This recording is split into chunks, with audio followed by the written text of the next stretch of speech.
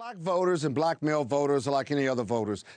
I can tell you as an African-American man, we are not a homogeneous group under any circumstances. Malik and I can agree on that.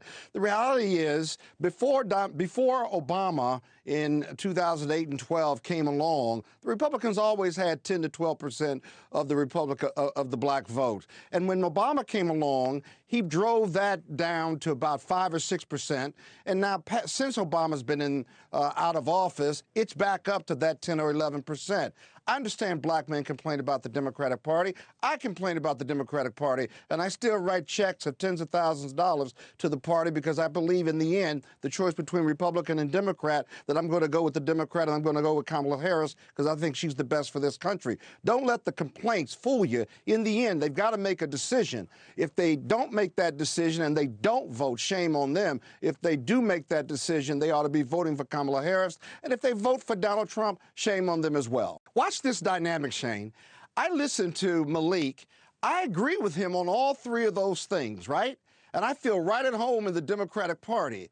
What does the Republican Party offer African Americans in this country? What have they done for black people in the economy, entrepreneurship, job training, education, health care, reproductive rights?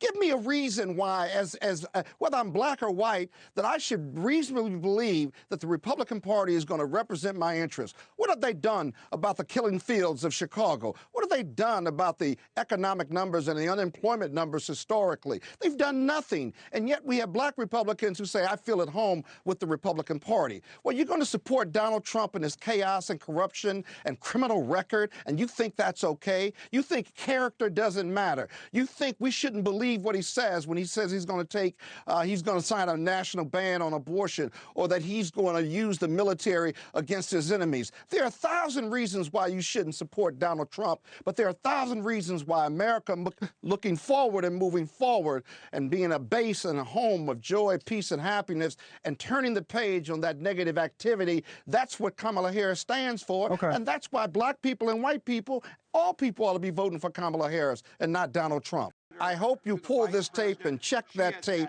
because Malik, a Republican, just said character doesn't matter. Then he turned it to personality, which is a pivot on his part. Character matters no matter what. And he's worried about policy when you got someone that's got their hands on the black book. So mark that. Mark that character doesn't matter to Malik as a Republican voter. Mark that, because those are the type of people that vote for Donald Trump. I'll repeat it. I've never interrupted you once, Malik. Let's Scott finish this one thought. That is true. Let's finish this one thought, Scott. Make it quick. I didn't actually hear what you said, Malik. Just real quick, Scott. I've made my.